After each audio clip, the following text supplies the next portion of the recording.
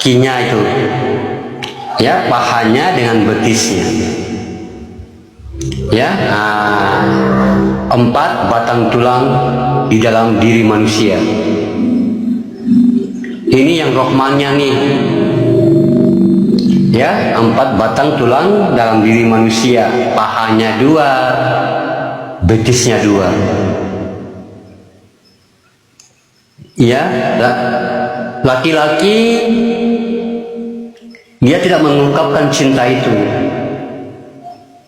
ya. Kalau dia sudah beristri, dia kebanyakan cintanya dia tidak mengungkapkan kepada istrinya. Tapi kalau istri yang mengerti, pengungkapan cinta itu dari bagaimana dia memberi nafkah, itu pengungkapan cinta mereka. Artinya mereka itu mencintai istrinya, tapi dengan pengungkapan perilaku seperti kerja, cari nafkah, ya, cari nafkah, banting tulang, tidak tahu sore, tidak tahu malam. Itu sebenarnya sama halnya dia mengatakan sama istrinya I love you, sama itu.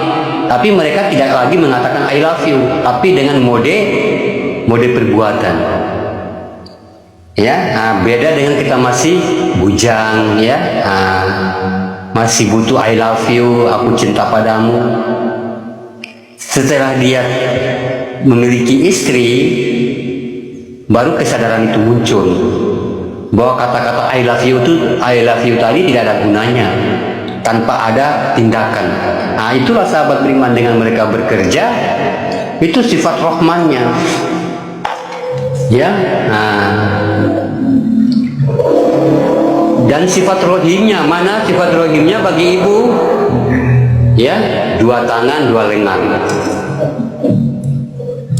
Inilah yang dikatakan zohir dan batin, ya. Ini yang dikatakan mani, atau dikatakan di dalam Al-Quran yahruju, air susu dengan air mani, ya. Rohman dan rohim itu mani dengan air susu,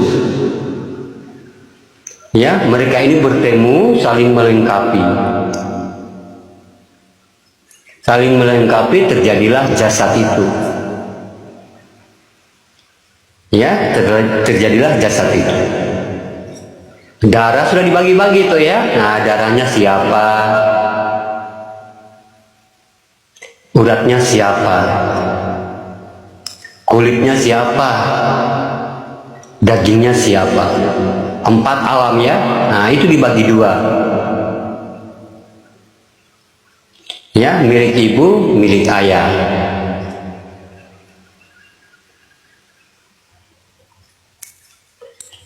Apabila digabungkan 4 tambah 4 menjadi 8. 8 sifat Allah. Sifat Allah itu yang mana? Ruh, mani, rohim. Itu sifat Allah 3. Ruh, mani, rohim, ya. Yang dikatakan ruhnya mana? Nafsiyah bagi kita, ya. Yang dikatakan maninya mana? Salbiyah bagi kita, ya. Ya, yang dikatakan rahimnya yang mana? Ya, sifat bagi kita.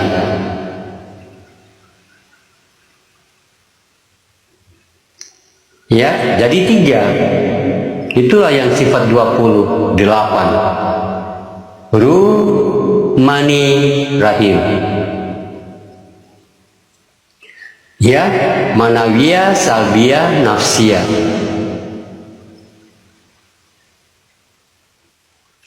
Manawiyah sebagai apa? Ya, manawiyah kodratnya ma'ani atau mani, ya. Nafsiyah yang mana dan salbiyah yang mana? Yang salbiyah tadi datangnya dari ruhnya, ya. Nafsiyahnya mana, ya. Jadi 3 rumus alam. Ya, rumus Allah itu 3. Kalau dalam kekuasaannya disebut dengan aras, kursi, dan keramat. 3-3. Ya, nah, kalau di diri kita apa? Nafsiyah, salbiyah, manawiyah. Ya, nah, gitu. Ya, kalau di dalam Al-Quran mana? Alif, lam, mim. Ya, alif, lam, mim. Apa itu alif, lam, mim? Akal. Ya, apalagi ibadah dan ilmu. Ya, akal, ibadah, dan ilmu. Akal adalah umat, ibadah adalah Allah ketuhanan, ya, dan ilmu adalah Tuhan itu sendiri.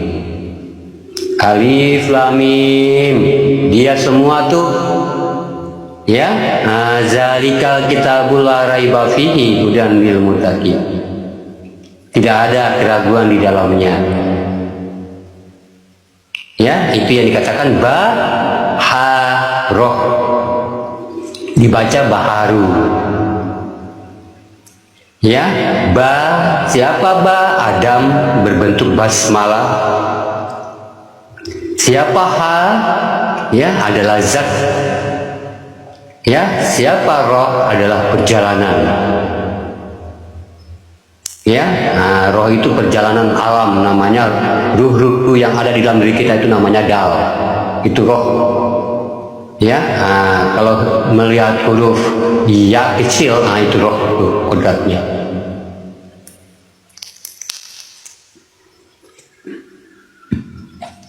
Ya, jadi disebut dengan baharu. Ya, nah, ini yang dikatakan Adam yang mana? Adam itu bukan zokir ya, hati-hati. Ya, Adam itu rupa-rupa. Ya, yang dikatakan zat itu baru zohir. Ya, nah itu yang asma itu. Kalau Adam tadi rupa-rupamu tuh, ya, dia rupa-rupa warna kulit, cantik, ganteng. Ya, itu Adam namanya. Makanya ini dijaga, ini yang dijaga oleh Allah. Tidak sama dengan yang lain berupa-rupa pada Adam. Ya, gitu. Jadi yang zat tadi yang tubuh kita. Ya, di wadi mani manikam. Nah, inilah penghimpun alam, namanya asma. Ya, asma itu disebut dibaca dengan kata alif, lam, lam, ha. Ya, nah gitu. Makanya kita ini asma. Udah ada namanya tubuh ini, tidak usah lagi dikasih nama. Kalau udah kenal. Terus namaku yang itu, yang sekarang itu kan nama tanda. Namamu sebagai tanda saja, biar kamu kagak hilang.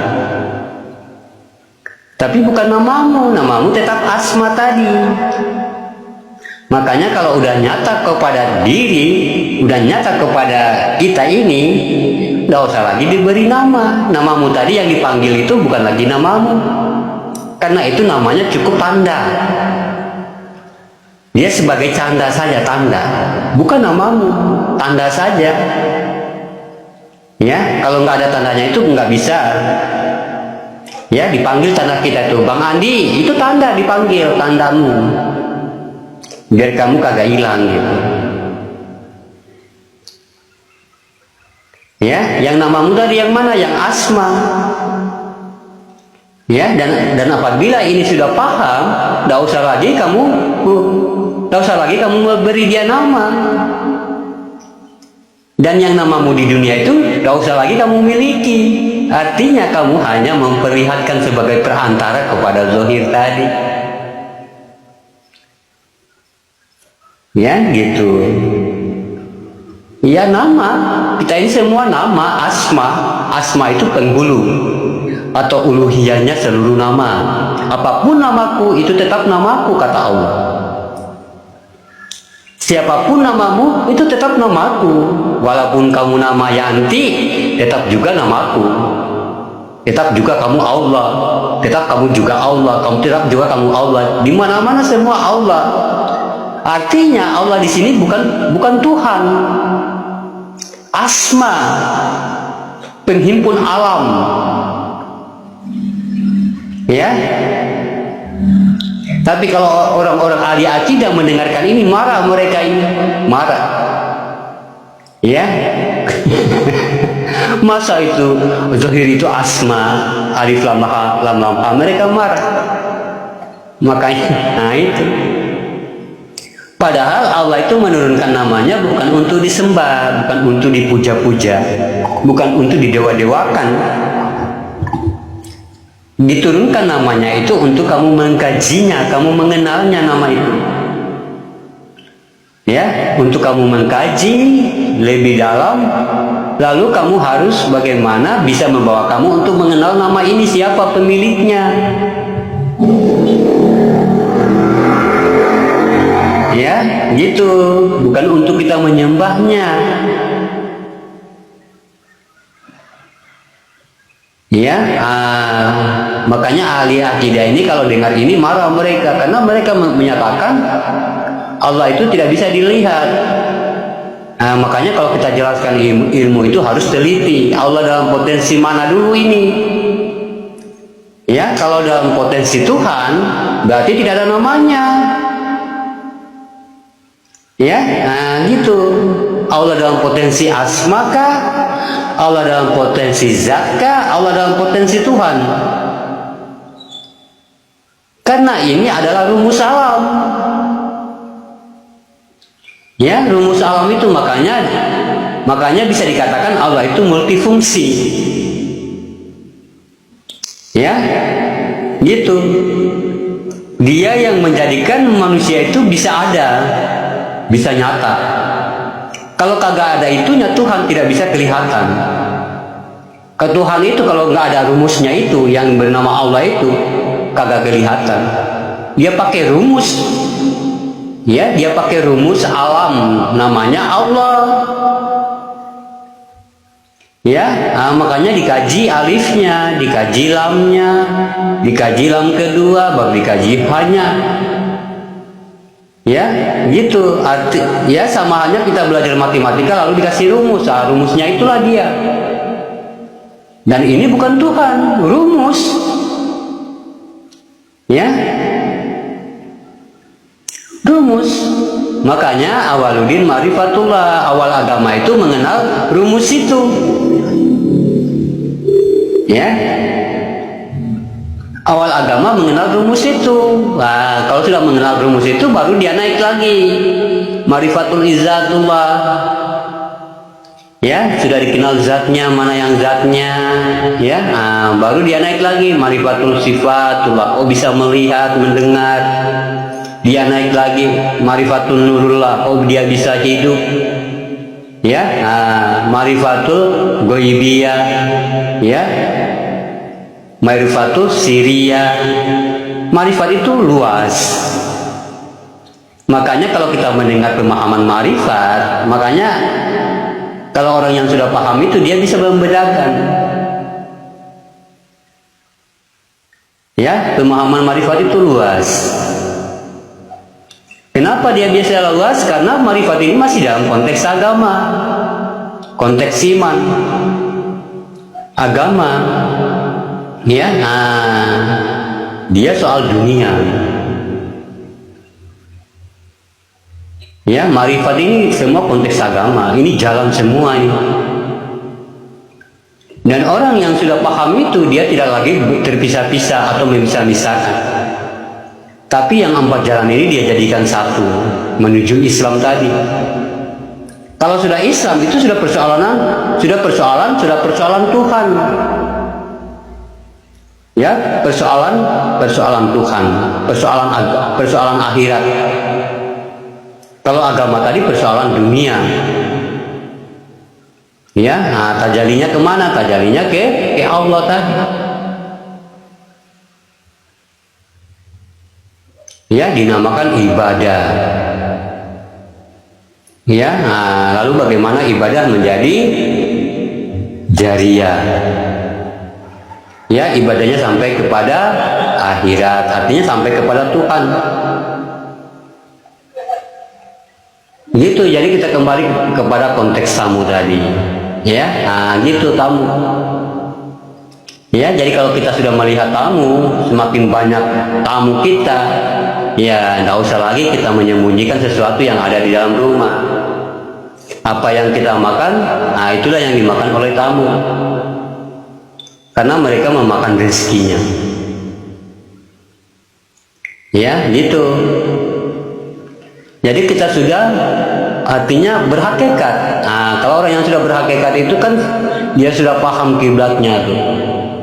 Ya, kiblatnya dia bagaimana menerima tamu, bagaimana kepada alam, bagaimana kepada manusia, dan bagaimana kepada diri sendiri, yaitu Allah. Ya, hablum minan nas, hablum minallah, hablum minal alam. Semua dalam kesehariannya dia hakikat. Nah, ini yang dikatakan perjalanan bi ismi ilah. Siapa yang berjalan? Siapa? Ya, ba alif sin. Ismi itu asma tapi sudah hidup. Ya, ismi itu asma atau Allah tapi sudah hidup. Ya, nah gitu. Bi ismi ilah. Ya, nah, jadi dalam perjalanan ini dia memperjalankan apa? Yang bis ini, yang ba alif sin ini, dia memperjalankan Rahman dan Rahim. Zohir itu, ya, zohir dan batinnya itu Allah. Ya, makanya dia senantiasa mengatakan alhamdulillahirabbil alamin arrahmanirrahim maliki yaumiddin iyyaka na'budu wa iyyaka nasta'in. Ya, ihdina siratal mustaqim, karena itulah jalan yang lurus. Ya, siratal ladzina an'amta 'alaihim. Ya, ihim itu nyata ya. Ya, sama dengan kata mubin tapi beda makom saja.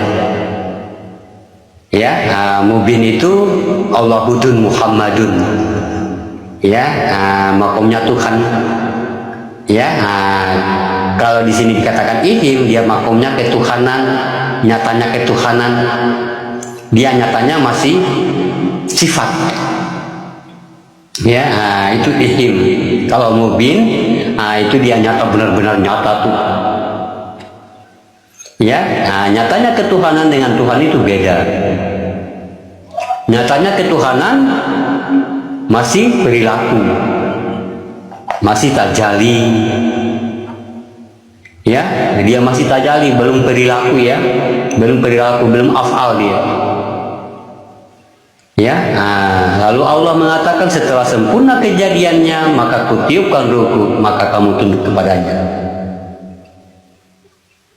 Ya, makanya ketuhanan itu serba tajali. Ya, belum tentu kamu makan itu bertajali.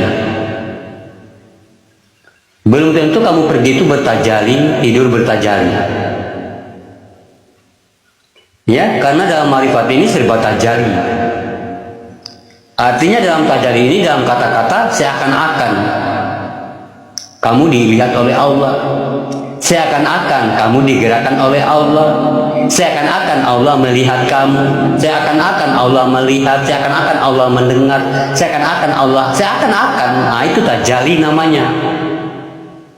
Tapi butuh iman, keyakinan yang kuat, murni dalam potensi ketuhanan. Perjalanannya adalah rahasia. Bagaimana perjalanan rahasia itu? Kalau dia lagi susah, diam. Kalau lagi dicaci, diam. Kalau lagi dimaki, diam. Kalau ada masalah ekonomi, diam. Itu perjalanan sir, perjalanan rahasia. Orang tidak tahu kamu miskin, orang tidak tahu kamu ada masalah, orang nggak tahu. Dengan tidak tahunya masalah, ya, dengan tidak tahunya orang itu tentang masalahmu, disitulah ada hikmah di sebaliknya. Itu namanya perjalanan sir. Kalau perjalanan manusia kan koar-koar. Kalau lagi susah hidupnya curhat sama tetangga. Ya, kalau lagi nggak ada yang dimakan di rumah, bicara sama tetangga, jatuhin harga martabat, jatuhin martabatnya suami. Ya, itu turunnya dari Allah. Nggak usah lagi kamu menjatuhkan martabat beliau bahwa dia buta huruf, dia bukan yang menulis Al-Quran. Kita juga meyakini, mengimani hal itu, tapi tidak menjatuhkan beliau. Inilah sahabat beriman, karena siapa yang menyampaikan? Karena yang menyampaikan tidak memiliki ilmunya.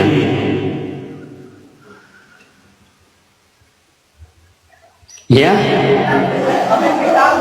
ilmunya didapatin di buku, mungkin orang yang menulis buku itu didapatin sama orang lagi, dan orang mendapatkan sama orang kata orang, dan kata orang itu ditulis di buku, itu juga kata orang, itu yang diikuti orang, katanya orang. Tidak pernah kita melihat Al-Quran, hanya katanya orang katanya orang. Itu aja kita. Akhirnya apa? Menyandarkan keyakinan kepada orang-orang, kata-kata orang. Tuhan di mana? Di langit, kata orang. Akhirnya apa? Populer, modern sekarang. Wajib mengatakan Tuhan itu di langit. Memangnya dewa kita? Memangnya sistem berhala gitu, dewa gitu? Tuhan di sana, aku di sini. Kalau Tuhan di sana, aku di sini, itu berhala namanya, mendewakan namanya. Sesungguhnya aku lebih dekat daripada urat lehermu.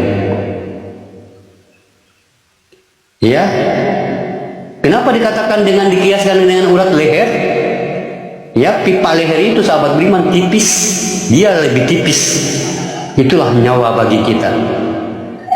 Seluruh ahli tafsir ini sedunia ilmunya nggak ada dong, bukan nggak ada, ya, mereka memiliki ilmu, ya, tapi dengan ilmu mereka, begitu maksud saya, ya, dengan ilmu mereka, makanya tafsir itu berbeda-beda, karena dengan ilmu mereka. Ya, tafsir Al-Quran ini beda, tafsir Al-Quran ini beda, tafsir Al-Quran. Mereka berilmu, tapi dengan ilmu mereka masing-masing. Makanya tafsirnya beda-beda Al-Quran itu. Ya, dan kita pun mengikuti tafsir itu.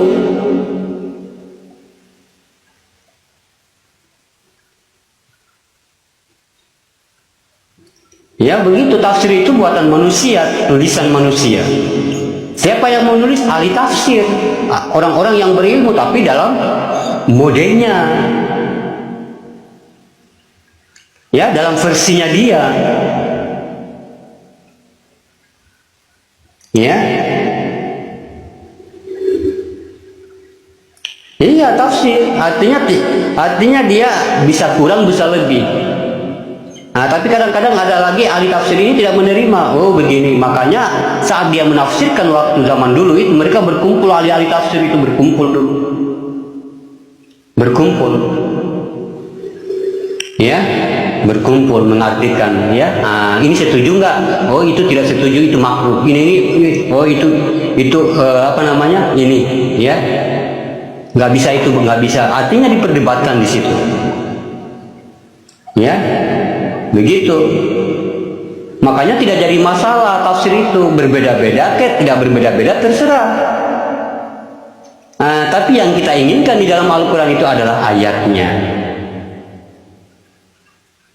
Ya, nah, kalau ayatnya siapa yang mau kurangin tuh? Nggak ada yang mau bisa kurangin. Ya, makanya kita di zaman dulu diajarkan dengan membaca huruf-huruf hijaiyah. A, I, U, Babibu, Tat, itu namanya ilmu rububiyah, ilmu hijaiyah, memaknai kodrat-kodrat hijaiyah. Itu orang-orang tua dulu kalau ngajinya begitu. Jadi mereka tidak mengkaji Al-Quran. Mengaji itu bukan bahasa Arab. Ya, mengaji itu mengkaji, dalam kata arti mengkaji. Mengkaji ini kalau di dalam bahasa Al-Quran disebut dengan tadarus. Ya, nah, tadarus itu mengkaji. Orang yang berkelompok mengkaji Al-Quran. Artinya orang berkelompok ini sudah pandai baca Al-Quran. sisa mereka mengkaji bagaimana mentadaburi. Jadi tadarus itu bukan tempat orang belajar Al-Quran di dalam bulan Ramadan, bukan. Tempat orang berkumpulnya orang yang pandai mengaji dengan mentadaburi Al-Quran. Itu tadarus namanya.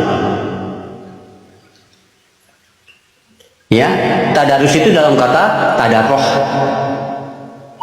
Ya, memperjalankan bagaimana iman ya sebagai alamnya Allah kita. Nah, baru dia sinkron dengan judulnya Al-Qur'an. Tara itu baca, ain itu bagaimana merasa, mentadaburi, mengkaji. Ya. Gitu. Ya. Nah, ngaji itu kan artinya bahasa-bahasa para wali-wali. Itu bahasa hakikat. Ya, bukan bahasa Jawa, bukan bahasa Madura, bukan bahasa Sunda, bukan bahasa Bugis. Itu bahasa tauhid.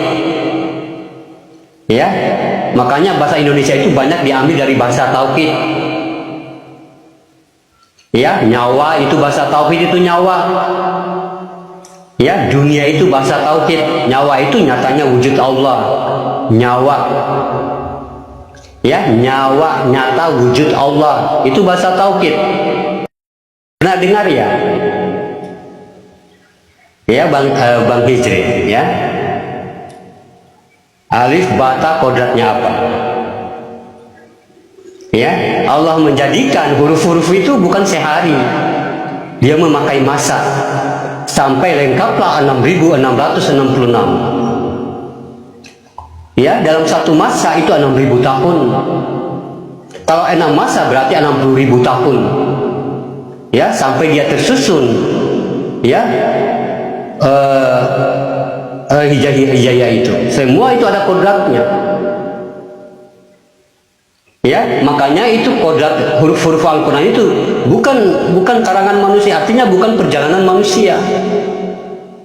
Perjalanan kodrat namanya. Ya, mau lidahmu di atas langit-langit untuk membacanya, mau lidahmu mau keluar untuk membacanya, mau lidahmu ke pinggir untuk membacanya, mau tahan nafas untuk membacanya, itu karena perjalanan kodrat. Tidak ada abjad bahasa Indonesia di situ, makanya tidak berlaku. Ya, nah, makanya bacanya di kiri. Apa hakikatnya bacanya di kiri? Ya, kalau kita paham Al-Quran, apa hakikatnya? Coba saya tanya Bang Hijau. Ya.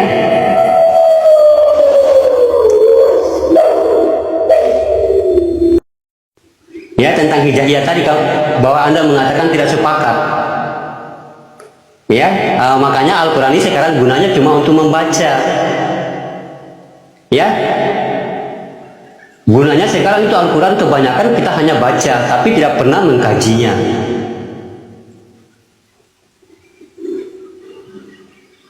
Ya, dibaca doang, baru dilipat, baru di atas taruh di lemari.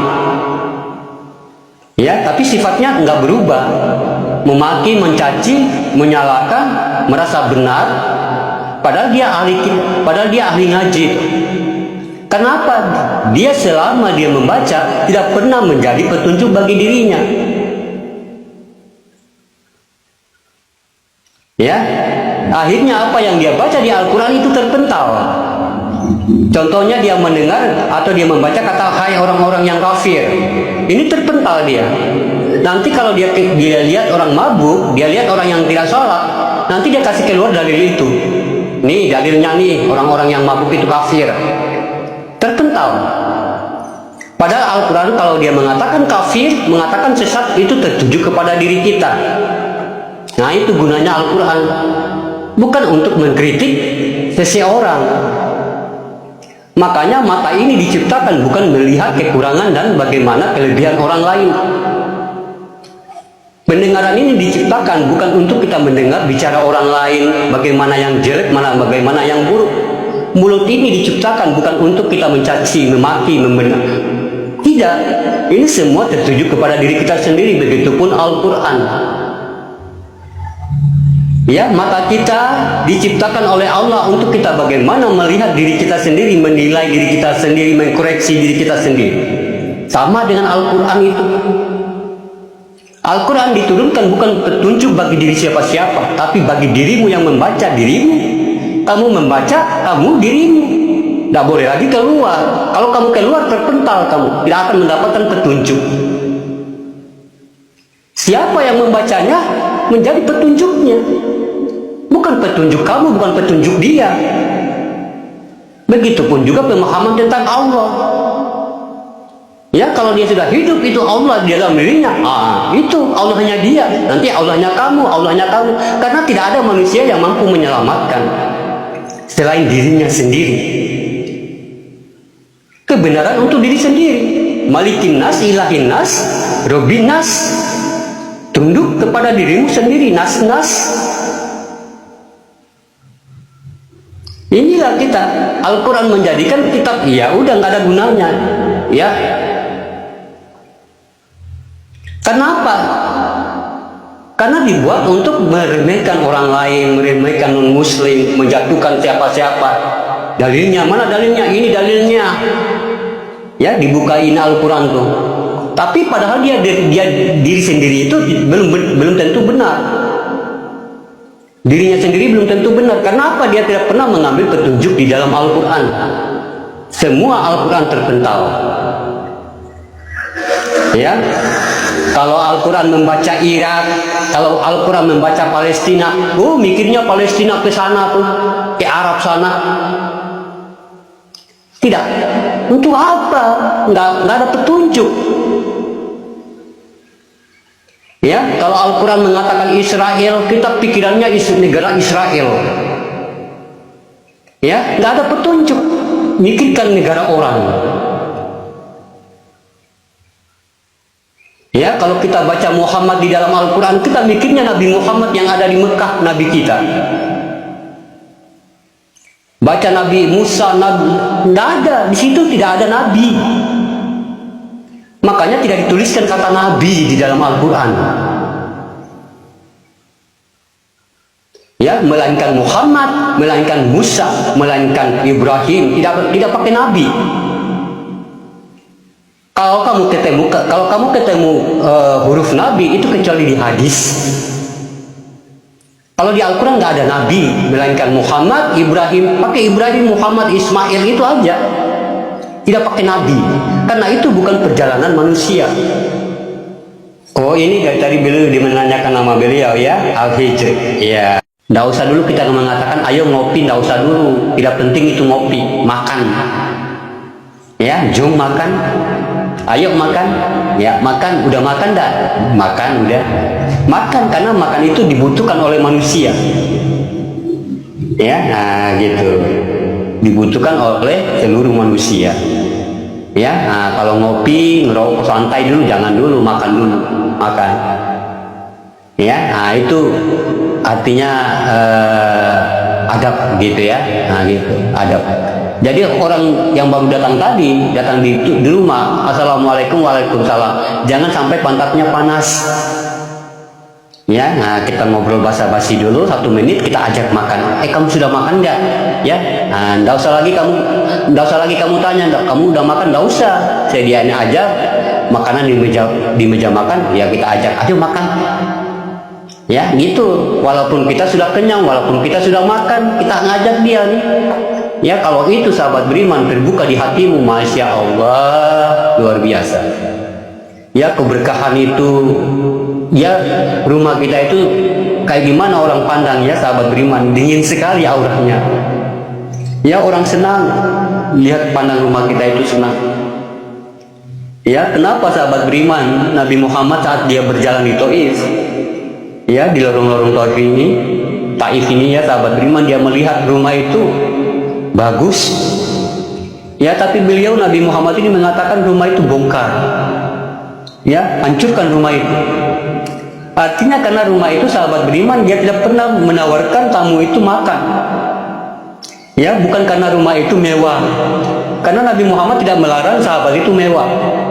Bukan karena rumah itu bagus, tapi rumah itu dia sudah melihat auranya. Ya, artinya bongkar ini bukan dalam kata manusia, bongkar seperti kita bongkar rumah itu, bukan. Karena kita ini kan sudah hakikat. Jadi perkataan-perkataan syariat tadi kita sudah mampu membawa kepada hakikat. Ya, ini satu kata-kata kiasan. Kata syariat ada hakikatnya. Ya, begitu. Makanya di dalam Al-Quran itu banyak diturunkan perumpamaan-perumpamaan, ya, bahasa-bahasa akal namanya, bahasa-bahasa syariat. Ya, lalu bagaimana kita orang-orang yang sudah paham mengambil ilmunya di dalam itu? Contohnya duduk di masjid, itu duduknya syariat. Artinya zahir itu yang duduk. Tapi kalau orang yang sudah berhakikat itu dia mandang siapa yang mendudukannya. Siapa yang membuat dia bisa duduk di situ? Makanya berdirinya syariat, siapa? Ya, berdirinya syariat itu banyak, berdiri nonton konser, berdiri antri antri bensin, berdiri macam-macam, itu berdirinya syariat. Tapi harus kita paham beda dengan berdirinya hakikat di dalam sholat. Makanya kebanyakan manusia itu menyamakan berdiri di dalam sholat sama dengan berdiri antri bensin. Akhirnya apa? Dia berdiri di dalam sholat capek dia. Ya, apalagi imam ini baca-baca surat-surat panjang. Di belakang itu makmumnya itu udah menggerutu. Capek berdiri. Kenapa? Dia menyamakan berdiri antri bensin dengan berdiri di dalam sholat. Ya, nongkrong, ya, duduk di dalam masjid dia samakan dengan nongkrong di warung kopi. Akhirnya apa? Dengerin khutbah panjang-panjang, ngantuk dia, ngantuk. Kenapa? Duduknya tidak berhakikat. Dia samakan duduk di rumah dengan duduk di masjid. Ya, apalagi sholat subuh. Ya, sholat subuh itu kadang-kadang ini ada kalanya masih ruku begitu langsung terjun orangnya, saking ngantuknya itu. Ya, karena dia samakan berdirinya di masjid dengan berdirinya di rumah. Ya, jadi orang yang belajar hakikat itu bukan main-main. Semua sudah berkiblat kepada hakikat. Ya, sesuatu dia melihat syariat ada hakikatnya. Ya, begitu. Ya.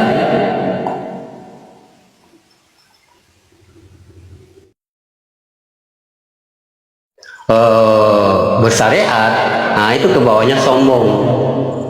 Artinya hakikat tadi sudah terlihat kepada syariat. Itu baru bagus. Ya, hakikat sudah terlihat kepada syariat.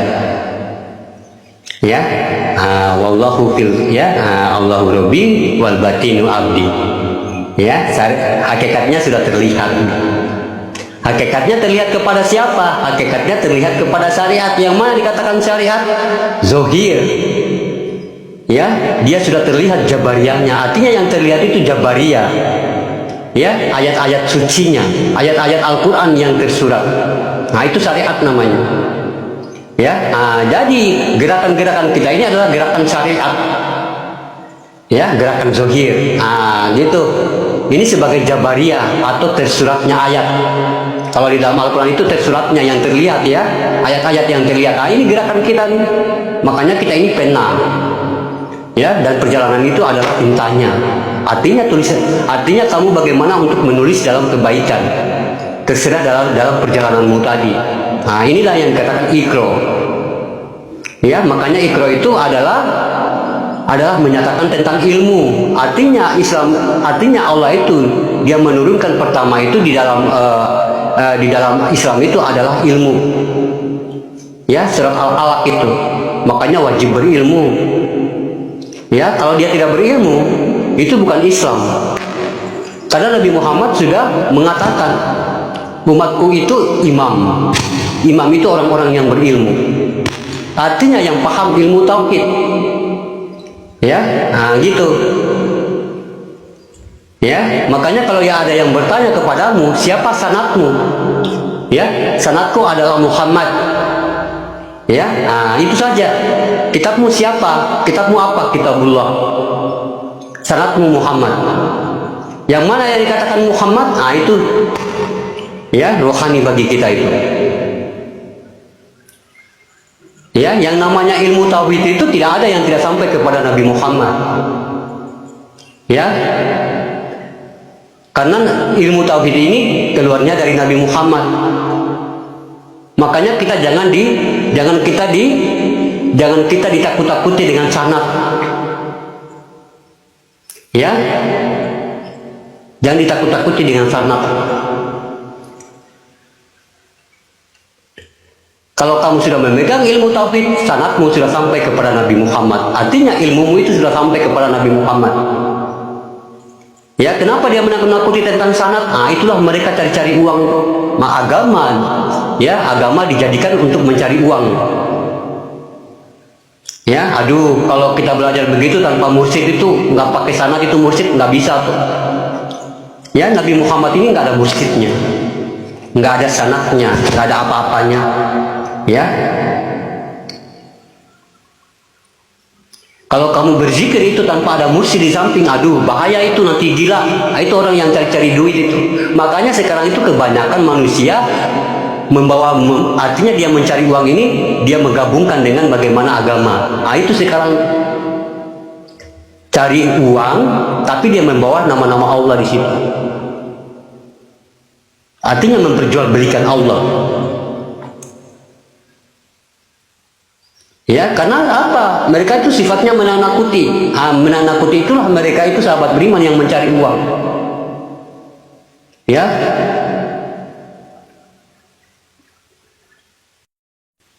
Makanya tidak ada alasan kita itu tidak ada mursyid, tidak ada alasan. Ya, karena yang dikatakan manusia tadi orang yang memiliki akal dan pikiran sampai kepada hatinya. Ya, kalau manusia yang tidak berpikir sampai kepada hatinya atau berakal kepada hatinya, itu hewan dia. Jadi yang dikatakan manusia tadi yang hatinya, ya, yang dikatakan manusia tadi yang akal dan pikirannya sampai kepada hatinya. Hatinya itulah yang memikirkan kenapa aku bisa ada di dunia. Itu mursyid namanya. Mursyid untuk dirinya sendiri, belajar pada dirinya sendiri, memahami pada dirinya sendiri. Kenapa saya bisa hidup? Itu manusia yang memiliki hati seperti itu, bertanya-tanya pada dirinya, itu manusia. Tapi kalau dia hatinya cuma hidup, sekedar hidup lalu mati, itu bukan manusia. Yang dikatakan manusia tadi, akal dan pikirannya sampai kepada hati. Artinya dia memikirkan, Falyan kata Allah. Coba wahai manusia, coba engkau sekali-kali memikirkan dari mana sesungguhnya engkau dijadikan.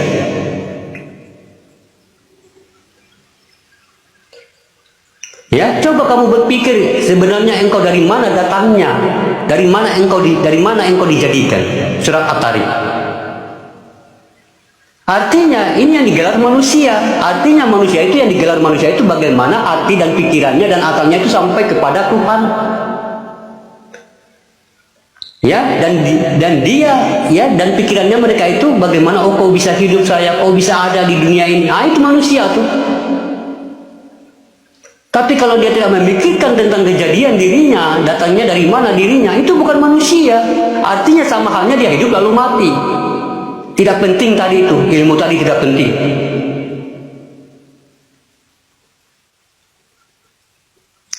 Jadi manusia ini sebagai mahkotanya Allah. Mahkota itu diumpamakan seperti kata manusia, mim, nun, sin, dan ya. Itu mahkotanya Allah. Ya, semua makhluk itu sahabat beriman, ya, dikumpulkan, ya, di alam malakut itu dikumpulkan oleh Allah. Ya, semua tidak kelihatan, ya, dan di situ Tuhan mengadakan sayembara. Siapa, ya, yang mampu memakai mahkotaku? Siapa nih? Mahkota ini namanya manusia. Siapa yang mampu memakai mahkotaku? Ayo. Ya, jin tidak mampu, mundur dia. Aduh, itu berat ya Allah. Setan tidak mampu, aduh itu berat ya Allah. Siapa nih yang mau mampu, yang mau memakai mahkotaku? Ya, siapa? Lalu di belakang itu yang artinya ya udah kasihan ya. Yang di belakang itu, saya ya Robku, saya yang mampu memakai mahkota itu. Ya udah, berarti kalau kamu memakai mahkota ini berarti kamu manusia. Lalu manusia itu yang bagaimana? Yang pikirannya sampai kepada saya. Makanya Adam namanya. Adam itu sifat dahulu dan Kidam sifat terdahulu. Ya, Adam itu sahabat beriman, pertama dia lihat adalah nyawanya. Ya, dia melihat nyawanya yang Muhammad itu di arasnya Allah. Artinya di mana di arasnya itu? Dia hidup ini arasnya ini, kehidupan kekuasaannya. Itu yang dia lihat pertama dihidupkan. Sehingga dia melihat Muhammad itu atau nyawanya itu di arasnya Allah. Mana arasnya Allah? Ini kekuasaannya, gerakannya ini. Ya, ya. Hidungnya sudah mulai jadi, mulutnya mulai jadi lagi. Ya, mulutnya mulai jadi, turunlah yang dikatakan apa? Kutsinya, kekuatan. Dia mengatakan alhamdulillah rabbil alamin. Itu manusia yang sampai pikiran dan akalnya kepada Tuhan. Ya.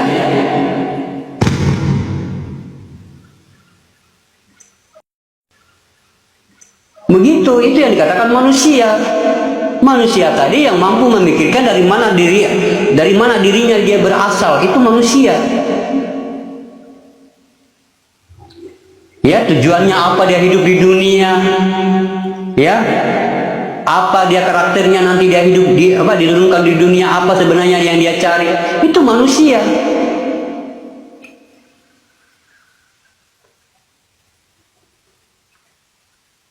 Kalau dia tidak memiliki sifat manusia, makanya dulu sahabat beriman Nabi Adam itu sebelum Nabi Adam ini ada, itu sudah ada manusia, sudah ada berbentuk manusia, tapi mereka tidak dianggap manusia sama Allah.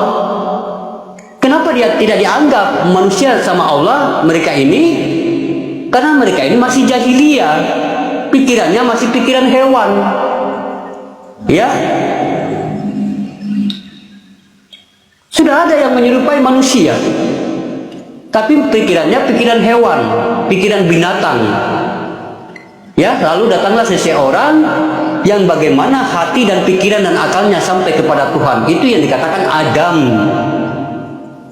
Manusia pertama, artinya manusia ini sebagai mahkota tadi, yang akal dan pikirannya sampai kepada Tuhan yang menciptakan dirinya.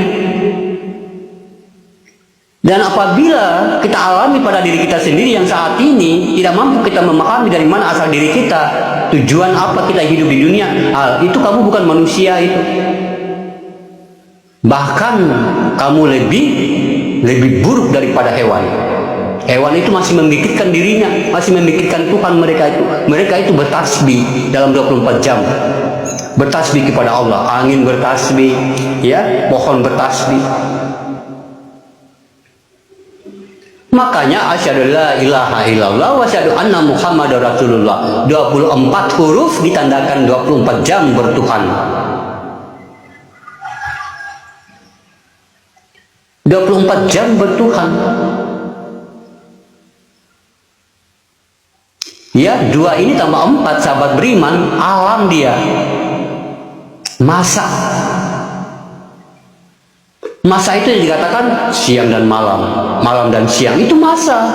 4 tambah 2. Ya, jatuhnya kepada masa. Jadi masa kita hidup di dunia ini 24 jam bertuhan.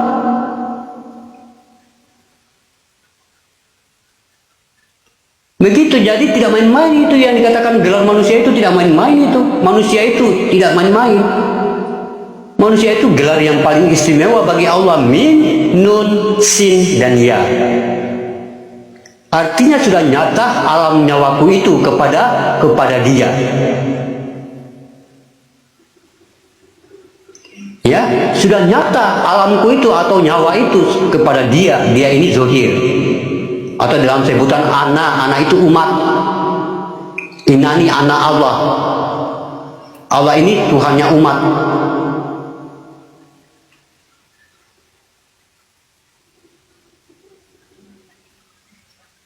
Ya, inani anallah. Allah ini Tuhannya umat, Tuhannya syariat. Ya, dan saya yang inani Tuhannya Tuhan.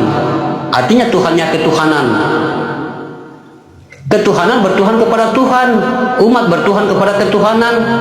Jadi dia berantai, tidak lepas dari tiga. Karena sifat Allah tiga.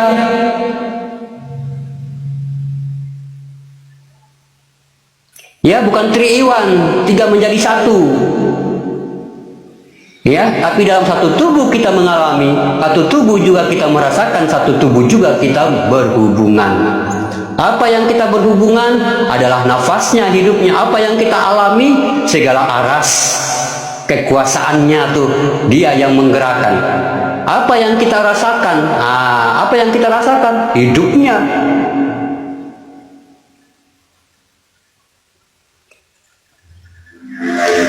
Ini yang dikatakan tauhid, tafrid, dan tajrid. Kalau orang sudah berhubungan, pasti dia nyata merasakan, nyata dia mengalami. Makanya kalau kita bercerita Islam, jangan masuk dalam konsep agama, tidak bisa. Makanya kalau kita masuk di sini, kita lihat dulu konsep pembicaraan, apa yang dibicarakan.